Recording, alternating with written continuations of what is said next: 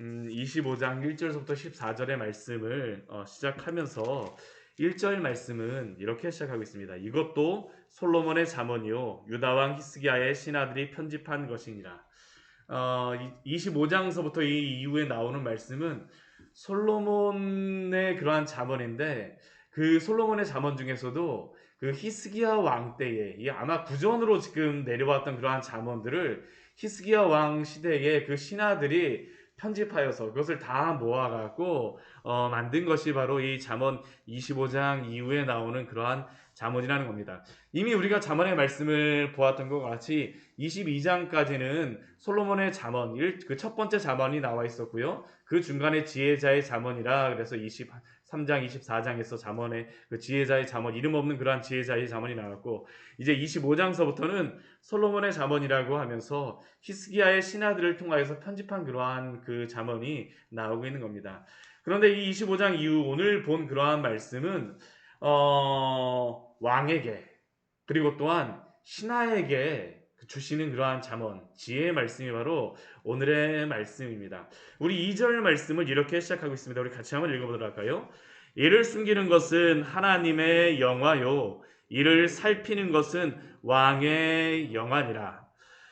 우리 이를 숨기는 것이 하나님의 그러한 영광이요 이를 살피는 것이 왕의 영화라고 말씀하고 있습니다. 하나님이 이를 일부러 숨기시는 것은 아니죠. 그러나 인간의 그러한 과학은 무엇입니까? 하나님이 이 세상 가운데 베풀어 두신 그러한 모든 것들에 대해서 발견해내는 것이 바로 인간의 과학 아닙니까? 무엇인가를 새로 창조해내거나 무엇인가를 완전히 만들어낸다라기보다는 사람의 그러한 과학이나 어떠한 그 기술은 있던 것을 발견해내는 것이죠. 하나님이 만들어 놓으신 것. 과학뿐만이 아닙니다. 지식도 그렇고 모든 것들이 그렇습니다. 하나님께서 이 세상 가운데 베풀어 놓으신 많은 것들이 있지만, 그러나 인간들이 그러한 모든 것들을 알 수는 없습니다. 다만 하나님께서 알려주시는 만큼 그만큼 또 우리가 알게 되는 것이죠. 우리는 하나님에 대하여서, 또한 하나님이 어떠한 분인가에 대하여서는 이 세상 자연만물 일반 계시를 통해서 드러나는 해와 달과 자연이나 이런 것들에 대하여서는 우리가 이 자연만물을 보고 발견할 수 있지만, 그러나 구원에 관련된 일, 특별히 우리의 그 하나님 앞에서 우리가 구원을 받고 어떻게 하나님 앞에 살아가야 되는 일을, 그것에 대한 그러한 신앙에 관련된 것은 오직 하나님이 알려주신 만큼만 알 수 있죠. 그게 무엇입니까? 계시라고 말하고 있습니다.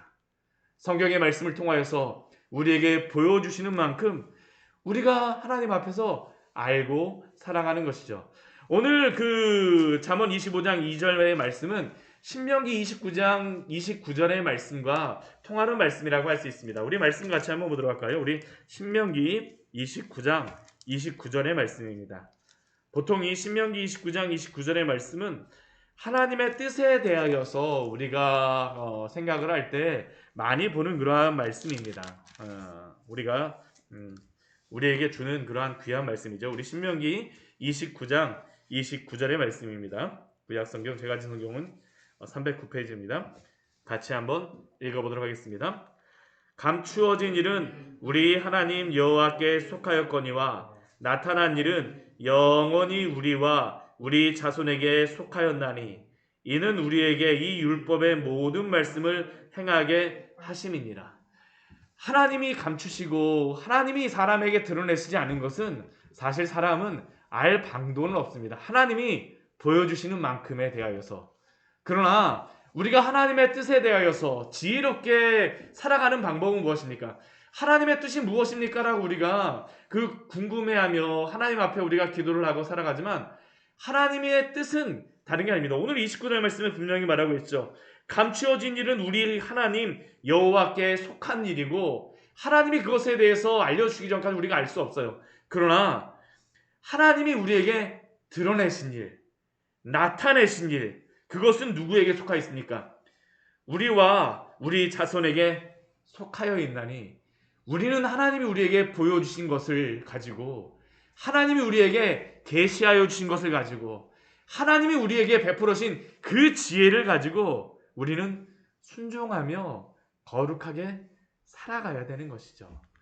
오늘 왕에게 주신 사명이 바로 이것이라는 겁니다. 왕이란 존재는 어떠한 존재일까요? 우리 베드로전서 2장 9절 말씀 보게 되면 우리를 왕 같은 제사장이라고 말하는데, 이스라엘 백성에게서 왕은 다른 게 아닙니다. 제사장도 그렇고 선지자도 그렇고 거의 동일합니다. 왕은 어떠한 의미냐 하면 모든 백성들이 하나님을 직접 볼 수는 없어요. 그런데 모든 백성들, 이스라엘 백성들은 누구를 통하여서 하나님의 그 영광을 보게 될까요? 하나님의 그 다스림을 보게 될까요? 왕을 통해서 보게 되는 것입니다. 하나님께서는 왕을 통하여서 당신의 그 공의와 정의를 드러내심으로 하나님의 나라를 이루어 가세요. 이게 바로 이스라엘을 하나님이 다스리는 방식입니다. 하나님께서 왕을 세우신 것은 하나님이 왕을 통하여서 당신의 그러한 그 공의로운 다스림과 그 놀라운 것들을 펼쳐내어져 보이시는 것이고, 백성들은 왕에게 순종함으로 말미암아 하나님의 말씀에 순종하며 살아가는 것이죠. 오늘 왜 이를 살피는 것이 왕의 영화라고 하겠습니까? 왕은 부지런히 하나님의 마음을 살펴야 합니다. 드러나는 것에 대하여서, 주신 지혜에 대하여서 하나님의 뜻을 분별해야 되죠. 나타난 그러한 것들 속에서 분명히 보여주시고 알려주시고 깨닫게 해주셨음에도 불구하고 그것에 대하여서 순종하지 않고 그것에 대하여서 그 바르게 하나님의 그 공의와 법도에 따라 살아가지 않는다라는 건 어떻습니까? 왕의 그러한 역할을 하지 못하는 겁니다. 우리 앞에서 그렇게 열심히 우리가 하나님께서 그 말씀을 통하여서 그 재판에 대하여서, 공의로운 재판에 대해서 얼마나 많이 말씀하십니까? 바로 그것을 말씀하시는 것은 이를 살펴서 왕으로서 살아가라는 것이죠. 하나님의 영광을 나타내라는 것입니다.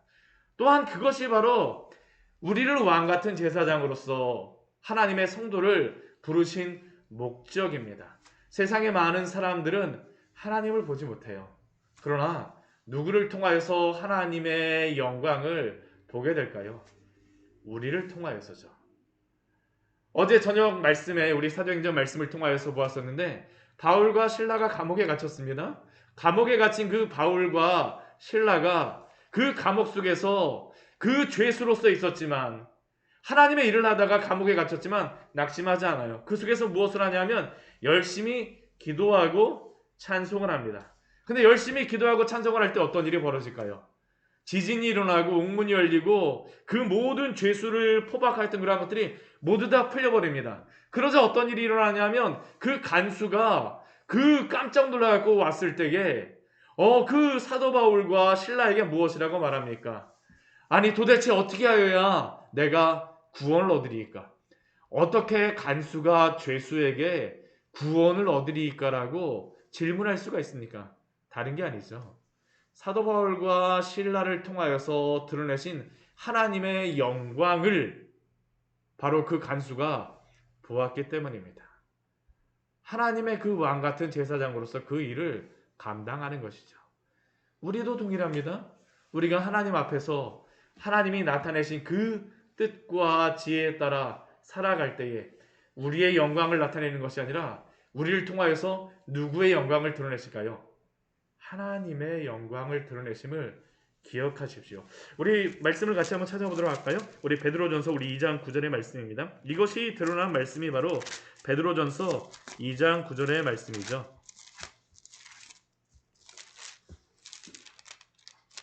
베드로전서 2장 9절의 말씀. 하나님이 우리를 택하신 목적을 바로 이것으로 말씀하고 있고요. 이스라엘 백성들을 출애굽하자마자 시내산에 데리고 가셔서 그 출애굽기 19장 말씀에서도 이 말씀을 동일한 말씀을 주세요. 거의 동일한 말씀이죠. 그 말씀을 가져와서 지금 그 베드로전서 2장 그 말씀에서 우리에게 말씀하여 주시죠. 자, 우리 베드로전서 2장 9절 말씀입니다. 같이 읽겠습니다.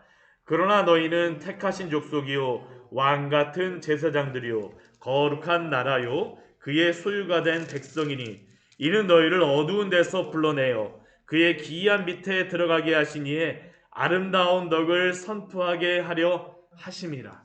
분명히 말씀하고 있지 않습니까? 너희는 택하신 족속이요. 우리를 택하신 이유가 무엇입니까? 왕 같은 제사장으로 삼아 주시려고 그러죠. 거룩한 나라, 소유된 백성으로 삼아 주십니다. 그런데 그 이유가 무엇입니까? 어두운 데서 풀려내어서 그의 기이한 빛에 들어가게 하신 뿐만 아니라 들어가게 하신 이에 아름다운 덕을 선포하게 하려 하심이라. 오늘 우리에게 주신 그 지혜의 말씀임을 기억하십시오. 또한 이 말씀에 따라서 순종하며 또한 하나님의 도구로서 사용되시는 왕같은 제사장 복된 하루 보내시기를 축원합니다. 정말 이것이 하나님이 우리에게 주신 그러한 지혜의 말씀이죠. 또한 이 뒤에 말씀에 보게 되면 왕이 어떻게 그 다스려야 되는지를 말씀하고 있습니다. 우리 4절과 5절 말씀 보게 되면 은에서 찌꺼기를 제하라 라는 그러한 말씀을 먼저 하고 있습니다. 은에서 찌꺼기를 제하는 그 목적이 무엇입니까? 은에서 찌꺼기를 제하지 않고 그릇을 만들게 되면 아무리 반짝반짝하는 은이 90%가 있다고 해도 10% 불순물이 있으면 그릇을 만들고 나면 그 그릇이 어떡할까요? 얼룩덜룩해지는 것이죠. 얼룩덜룩해지는 겁니다. 은에서 찌꺼기를 제하지 않게 되면 장색에 쓸만한 그릇이 나올 수가 없는 겁니다. 은에서 찌꺼기를 제하였을 때 장색에 쓸만한 그릇이 나오는 것처럼 왕을 어떻게 해야 됩니까? 왕 앞에서 악한 자를 제하라라고 말합니다. 그래야 알지만 왕위가 의로 말미암아 견고히 서리라라고 말씀해 주시죠. 이것은 다스리는 자가 가져야 될 그러한 지혜입니다. 하나님 앞에서 그 찌꺼기가 가득한 그러한 그 사람들, 또한 왕이 이렇게 죄악된 사람들, 여러 가지 사고를 치는 사람들을 신하들을 불러서 한다면 어떻게 되겠습니까? 나라가 제대로 세워질 수가 없어요. 하나님의 나라가, 그 왕이 다스리는 나라가 견고해질 수가 없는 것이죠. 우리가 하나님 앞에서 왕 같은 제사장으로 살아간다라고 할 때 또한 이 말씀을 어떻게 적용할 수 있겠습니까? 우리가 하나님의 백성이 된다면 우리가 하나님 앞에서 이러한 흠과 여러 가지 그 죄악된 모습을 가지고 우리가 살아가면 안 된다라는 것이죠. 우리의 마음속에는 여러 가지 죄악된 것들 제하여야 됩니다. 하나님 앞에서 잘라내어야 되죠. 하나님의 거룩한 백성으로서 하나님의 그 놀라운 그러한 은혜를 영광을 드러내기 위하여서 죄의 찌꺼기들을 제거하는 것은 반드시 필요함을 우리는 기억해야 됩니다. 우리 디모데후서 2장 20절과 21절 말씀에서 우리 잘 아는 말씀이죠. 우리 이렇게 말씀하지 않습니까? 이 말씀과 거의 비슷한 말씀입니다. 큰 집에는 금그릇과 은그릇뿐 아니라 나무그릇과 질그릇도 있어 귀하게 쓰는 것도 있고 천하게 쓰는 것도 있나니. 그런데 금그릇이라고 귀하게 쓰고 은그릇이라고 귀하게 쓰고 나무그릇과 질그릇은 아무렇게나 천하게 쓴다는 것이 아니라 우리 디모데후서 2장 21절 말씀을 보면 무엇이라고 말씀하십니까? 그러므로 누구든지 이런 것에서 자기를 깨끗하게 하면 귀 쓰는 그릇이 되어 거룩하고 주인의 쓰심에 합당하며 모든 선한 일에 준비함이 되리라. 하나님은 우리에게 금그릇, 은그릇 되는 것이 목적이 아니라 깨끗한 그릇으로서 우리 하나님의 쓰시기에 합당한 그릇으로서 준비되기를 소원하라고 말씀하십니다. 하나님이 우리를 부르신 것은 더럽게 살라라고 부르신 거 아니에요. 우리가 우리를 구원하는 것은 우리의 행위로 될 수 없지만 그러나 하나님 앞에 쓰임받기를 원하는 그러한 성도들은 반드시 그 죄에 대한 그러한 부분들을 회개하며 주님 앞에 제하며 나아가야 되죠. 하나님이 그래야지 사용하십니다. 또한 우리 6절과 7절 말씀에서는 겸손할 것을 말씀하십니다. 왕 앞에서 스스로 높은 채 하지 말며 대인들의 자리에 서지 말라. 왕 앞에서 신하가 왕같이 행동하면 어떻게 되겠습니까? 왕이 사용을 할 수가 없죠. 겸손해야 됩니다. 하나님 앞에서도 겸손한 자를 사용하시는 겁니다. 악한 자라는 게 누구일까요? 왕의 그러한 명령에 순종하기보다는 내가 할 수 있다고 내 힘으로 하겠다라고 왕의 명령이 아니라 내 명령 따라서 심지어는 왕조차도 나에게 내 말 안 듣는다라고 하는 게 바로 악한 신하 아닙니까? 하나님 앞에서 우리가 항상 겸손해야 될 것을 우리는 기억해야 됩니다. 우리 누가복음 14장 말씀에서도 예수님께서 거의 동일한 말씀을 하셨었죠. 높은 자리에 가는 것이 아니라 낮은 자리에 차라리 가서 있으라라고 말씀하십니다. 하나님 앞에서 날마다 겸손함으로 서 계십시오. 겸손한 자를 하나님이 높여주시고 교만한 자를 하나님이 낮춰주세요. 하나님의 그러한 쓰임받는 그러한 사람들은 겸손한 사람입니다. 하나님 앞에 겸손함으로 서시는 우리 귀한 성도들 되시기를 축원합니다. 정말 우리가 이렇게 있어야 되겠죠. 또 우리 8절 이후에서부터 우리 14절까지의 말씀을 보게 되면 그 신하로서 말에 대한 그러한 부분에 대하여서 여러 가지 행동에 대하여서 말씀합니다. 우리 8절 말씀에서는 서둘러 나가서 다투지 말라라고 말씀하시죠. 우리가 말에 실수가 많은 이유가 무엇이겠습니까? 그냥 어떤 한 가지 파편적인 지식들만 가지고 어떠한 몇 가지 그런 상황들만 가지고 이 사람 저 사람한테 가고 이거 잘못했다라고 이야기하고 저거 잘못했다라고 이야기하고 뭐 이리저리 가서 막 이야기하다 보면 어떻게 됩니까? 다투게 되면 내가 억울하다고 다투게 되면 어떻게 됩니까? 그게 처음에는 그게 옳은지 아는데 나중에 보면 그게 아닌 경우가 얼마나 많습니까? 서둘러 나가서 다투지 말라라고 말씀하세요. 또한 우리 9절 말씀 보게 되면 변론만 하고 때로는 다투는 일이 발생하게 되거든. 변론만 하고 남의 은밀한 일은 누설하지 말라라고 말합니다. 이게 얼마나 중요한 그러한 그 말씀입니까? 우리가 이렇게 다투게 되면 우리의 마음속에 무엇이 남아요? 아니 저 사람 나한테 어떻게 저렇게 할 수가 있어? 그러면서 막 꿍 해갖고 때로는 막 다른 사람 만나게 되면 아니 그 사람하고 이야기했는데 아니 그 사람이 이렇게 나한테 하는데 이게 맞아? 뭐 하면서 여러 가지 이야기들을 하게 되면 어떻게 할까요? 뭐 다른 사람들이 우리에게 그러한 이야기를 하고 우리가 그런 이야기를 아니 정말 그랬대? 하면서 그런 얘기 들으면서 때로는 뭐 우리의 스트레스도 풀고 뭐 즐겁다라고 할 수 있습니다. 근데 우리가 기억해야 될 것은 무엇입니까? 그렇게 말하는 사람이 그 상대편 이야기만 할까요? 우리도 그 앞에서 이야기한 게 다 어디로 갈까요? 나중에 다 퍼지게 되는 겁니다. 우리가 말에 조심해야 되죠. 변론만 하고 남의 은밀한 일은 누설하지 말라. 우리의 그 언어 생활에서 하나님의 백성으로서 행해야 될 그런 언어 생활이 있습니다. 우리 11절과 12절 말씀은 우리의 말과 귀에 대하여서 어떻게 말해야 되는지 어떻게 들어야 되는지 우리에게 이렇게 말씀합니다. 우리 먼저 11절 말씀 같이 읽겠습니다. 경우에 합당한 말은 아로새긴 은쟁반의 금사가니라.